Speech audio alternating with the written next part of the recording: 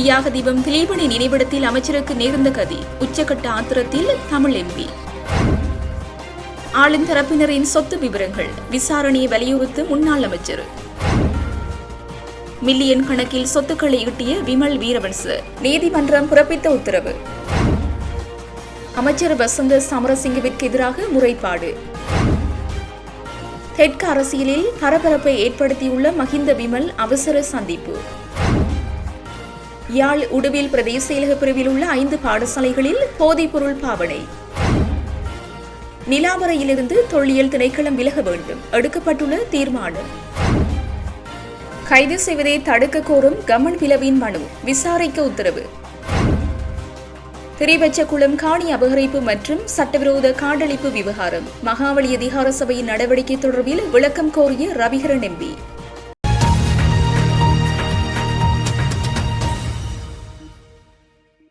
நினைவேந்தல்களை வைத்து தேர்தல் கணக்கு அரசியல் செய்யும் முன்னணியின் செயல் எப்போது நிறுத்தம் காணும் என நாடாளுமன்ற உறுப்பினர் கருணைநாதன் இளங்குமரன் கேள்வி எழுப்பியுள்ளார். தியாக தீபம் திலீபனி நினைவேந்தல் நிகழ்வுக்கு சென்ற அமைச்சர் சந்திரசேகர் தடுக்கப்பட்டமை தொடர்பில் கருத்து வெளியிடுகையிலேயே அவர் இதனை குறிப்பிட்டுள்ளார். அதன்போது இளங்குமரன் மேலும் தெரிவிக்கையில், தியாக தீபம் திலீபன் அண்ணனி நினைவேந்தல் நிகழ்வில் பங்கேற்க வந்த அமைச்சர் சந்திரசேகருக்கு அஞ்சலி செலுத்தும் உரிமையை தடுப்பது தமிழ் காங்கிரஸ் முன்னணியின் செயலெனில் அது அயோக்கியத்தனத்தின் உச்சமியாகும்.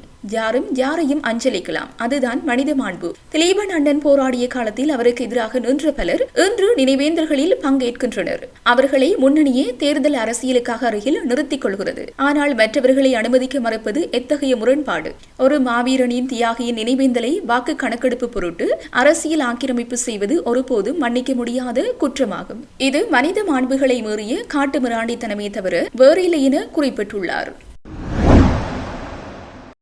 ஆளுந்தரப்பினர் மீது சொத்து விவரங்களை அடிப்படையாக கொண்டு முன்வைக்கப்படும் குற்றச்சாட்டுகள் தொடர்பில் லஞ்ச ஊழல் ஒழிப்பு ஆணைக்குழு முறையான விசாரணைகளை முன்னெடுக்க வேண்டும் என முன்னாள் அமைச்சர் மஹிந்த அமரவீர தெரிவித்துள்ளார். கொழும்பில் உள்ள சுதந்திர கட்சி தலைமையகத்தில் நேற்று இடம்பெற்ற கலந்துரையாடல் ஒன்றில் கலந்து கொண்டதன் பின்னர் ஊடகங்களுக்கு கருத்து வெளியிடும் போதே அவர் இதனை குறிப்பிட்டார். அவர் மேலும் குறிப்பிடுகையில், ஆளுந்தரப்பினர் மீது சொத்து விவரங்களை அடிப்படையாக கொண்டு முன்வைக்கப்படும் குற்றச்சாட்டுகள் தொடர்பில் லஞ்ச ஊழல் ஒழிப்பு ஆணைக்குழு முறையான விசாரணைகளை முன்னெடுக்க வேண்டும். லஞ்ச ஊழல் ஒழிப்பு ஆணைக்குழுவின் சுயாதீன தன்மையை நாட்டுக்கு வெளிப்படுத்துவதற்கு கிடைத்துள்ள சிறந்த சந்தர்ப்பம் இதுவாகும். விசாரணைகளில் எவரேனும் தவறிழைப்பது உறுதிப்படுத்தப்பட்டால் அவர்களுக்கு எதிராக சட்டம் நடைமுறைப்படுத்தப்பட வேண்டும். கடந்த காலங்களில் தாம் பொருளாதார ரீதியில் மிகவும் பின்தங்கிய நிலையில் இருந்ததாக ஜேவிபியினர் பகிரங்கமாகவே குறிப்பிட்டிருக்கின்றனர். ஆனால் தற்போது அவர்கள் கூறியதை விட முற்றிலும் மாறுபட்ட நிலைமையே காணப்படுகிறது. இதில் எமக்கு எந்த பிரச்சனையும் இல்லை.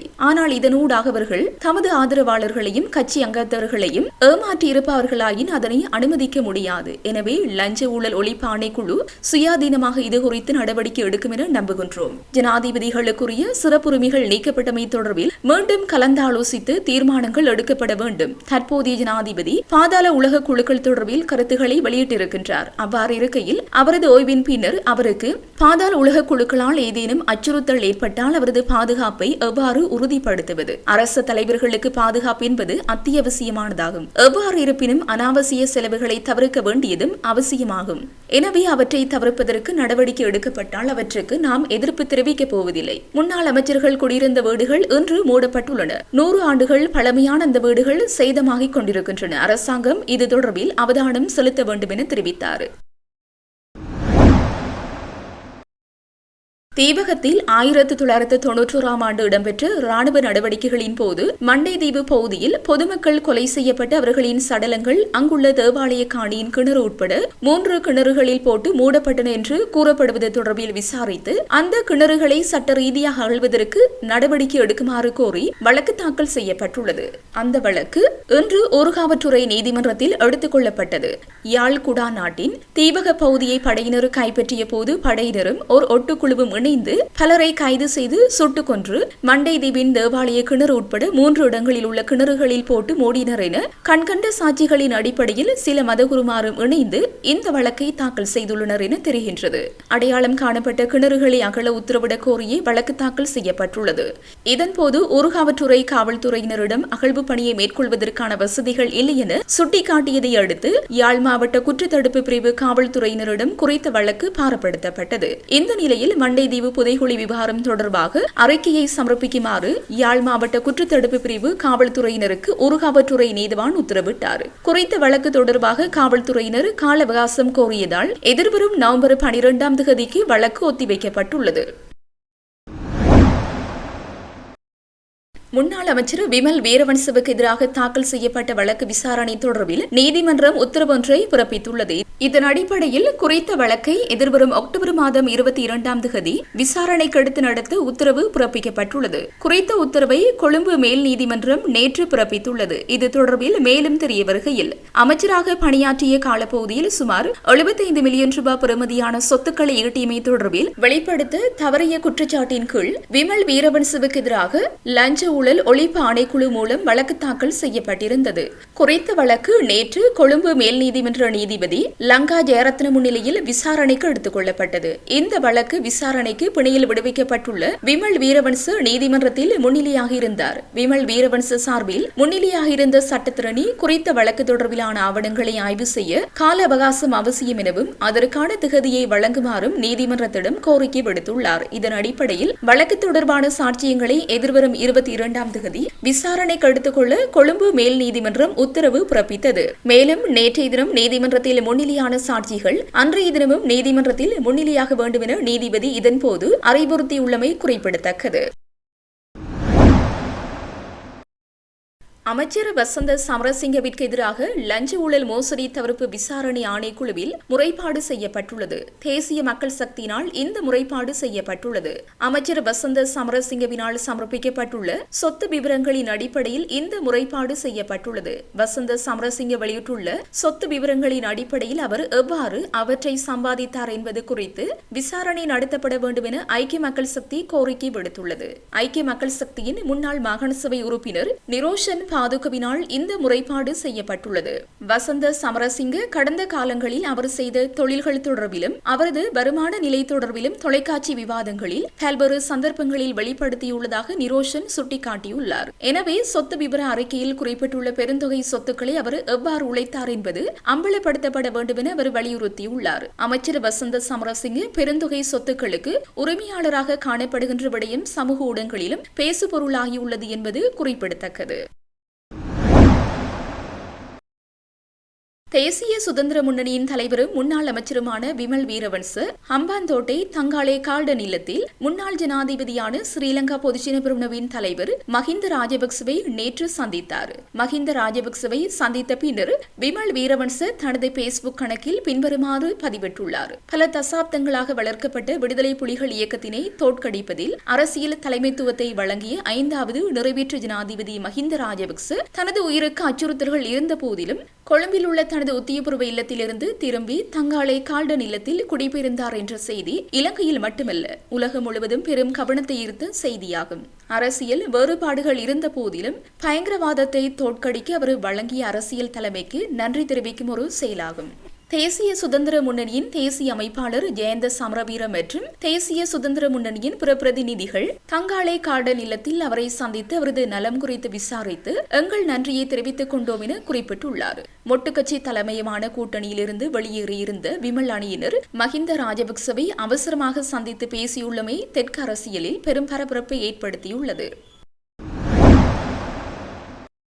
தொடர்ந்து துறையுடன் இணைக்கப்பட்ட அதிகாரிகளுக்கு போக்குவரத்து அமைச்சர் பிமல் ரத்நாயக்கு கடுமையான எச்சரிக்கை ஒன்றை விடுத்துள்ளார். தொடர்ந்து சேவைகளின் சரியான செயல்பாடு மற்றும் பராமரிப்பை உறுதி செய்ய தவறுபவர்கள் பதவி விலக தயாராக இருக்க வேண்டும் என்று கூறியுள்ளார். களுத்துறை மாவட்ட செயலகத்தில் நாடாளுமன்ற உறுப்பினர்கள் மற்றும் போக்குவரத்து துறை அதிகாரிகளுடன் நடைபெற்ற கலந்துரையாடலில் பேசிய அமைச்சர் ரத்நாயக்கு தொடர்ந்து பட்டிகளின் மோசமான நிலையை விமர்சித்துள்ளார். குறிப்பாக காலி மற்றும் கொழும்பு இடையே இயக்கப்படும் முக்கிய அலுவலக தொடருந்துகளில் உடைந்த ஜன்னல்கள், செயல்படாத மின் விசிறிகள் மற்றும் சுகாதாரமற்ற கழிப்பறைகள் போன்ற பிரச்சினைகளை அவர் எடுத்துரைத்துள்ளார். ஒரு சிறுவன் தனது முதல் தொடர்ந்து பயணத்தின் போது ஒரு பழுதடைந்த ஜன்னலில் இருந்து விழுந்து 2 விரல்களை இழந்த ஒரு துயர சம்பவத்தையும் அவர் குறிப்பிட்டுள்ளார். இந்த தொடருந்துகள் உழைக்கும் மக்களுக்கானவை. இவ்வளவு மோசமான சேவையை நாம் எப்படி நியாயப்படுத்த முடியும்? குறிப்பாக ஒரு மாதத்திற்குள் கழிப்பறைகள், ஜன்னல்கள், மின் விசிறிகள் போன்றவற்றில் தெளிவான பழுதுபார்ப்புகளை காண விரும்புகின்றேன். அடிப்படை சேவையை வழங்க முடியாவிட்டால் வெளியேறுங்கள். இது இறுதி எச்சரிக்கை என்றும் குறிப்பிட்டுள்ளார்.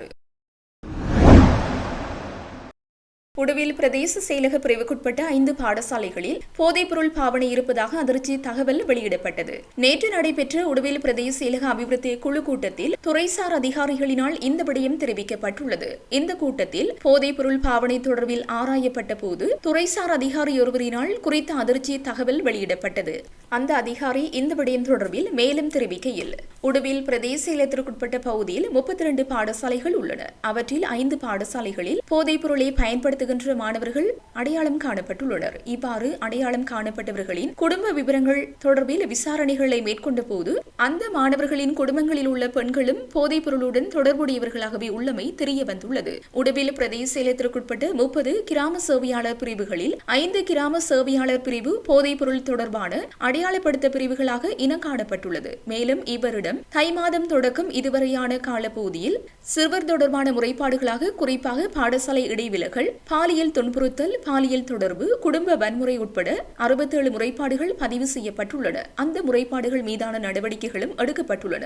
ஆகவே குறித்த பிரதேச பகுதிகளில் வழி தவறி செல்கின்ற பாடசாலை மாணவர்களை சரியான வழியை காட்டுவதற்கும் ஏனைய மாணவர்களை வெளிப்படைய செய்வதற்கும் அனைத்து தரப்பினரையும் உள்ளடக்கிய ஒழுங்குபடுத்தப்பட்ட கட்டமைப்பு உருவாக்கப்பட வேண்டும் என தெரிவிக்கப்பட்டது. இதன்போது கருத்து தெரிவித்த நாடாளுமன்ற உறுப்பினர் பவானந்த ராஜா, குறித்த அதிகாரிகள் முன்வைத்த தகவல்களை பார்க்கும் போது தொடர் நடவடிக்கைகள் எடுக்கப்பட வேண்டியதன் முக்கியத்துவம் வெளிப்படுத்தப்படுகிறது. போலீசார் பிரதேச செயலக அதிகாரிகளுக்கு ஒத்துழைப்பு வழங்குவதுடன் போதைப்பொருள் பாவனையை தடுப்பதற்கான சட்ட ரீதியான நடவடிக்கைகளை தொடர்ச்சியாக மேற்கொள்ள வேண்டும்.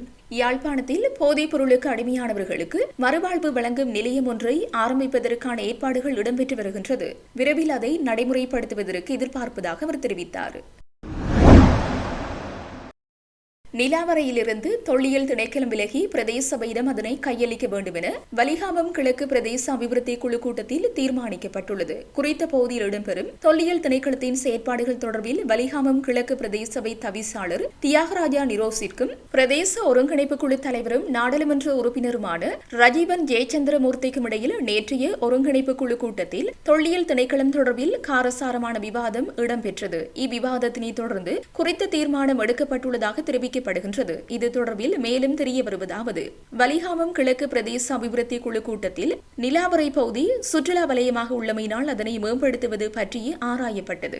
இதன்போது இப்பகுதியில் தொல்லியல் திணைக்களத்தின் தலையீடுகளால் அதனை முன்னேற்ற முடியாதுள்ளது என தவிசாளரினால் சுட்டிக்காட்டப்பட்டது. இதற்கு பதிலளித்த அபிவிருத்தி குழுவின் தலைவர் ரஜீவன், தொல்லியல் திணைக்களத்தினால் இப்போது பிரச்சினை கிடையாது. கடந்த கால அரசாங்கத்தினால் இடம்பெற்றது போல தமிழ் மக்களுக்கு பிரச்சினைகள் இல்லை.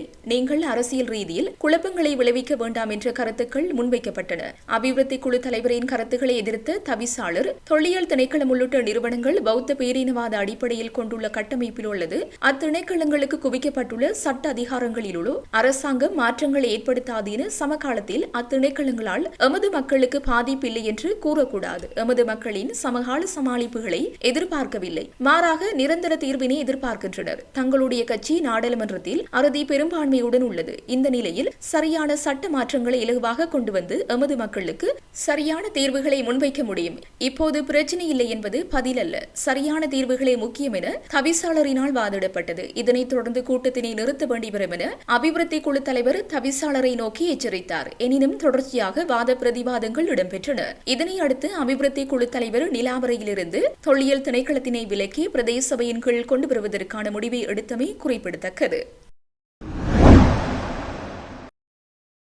சர்வதேச சிவில் மற்றும் அரசியல் உரிமைகள் உடன்படிக்கையின் கீழ் குற்றப்புலனாய்வு பிரிவினர் தன்னை கைது செய்வதை தடுக்க உத்தரவிடக் கோரி முன்னாள் அமைச்சர் உதய கமன்பில தாக்கல் செய்த மனுவை எதிர்வரும் 24ஆம் தேதி விசாரணைக்கு எடுத்துக் கொள்ள மேன்முறையீட்டு நீதிமன்றம் உத்தரவிட்டுள்ளது. மனுதாரர் சார்பாக நேற்று முன்னிலையான ஜனாதிபதி சட்டத்திரணி மனோகர் டி சில்வாவின் கோரிக்கையை பரிசீலித்த பின்னர் மேன்முறையீட்டு நீதிமன்றத்தின் ஒரு அமர்வு இந்த உத்தரவை பிறப்பித்தது. எனினும் உதய கமன்பிலவை கைது செய்வது குறித்து தற்போது எந்த முடிவும் எடுக்கப்படவில்லை என்று குற்றப்புலனாய்வு பிரிவு அண்மையில் மேன்முறையீட்டு நீதிமன்றத்திற்கு தெரிவித்திருந்தமை குறிப்பிடத்தக்கது.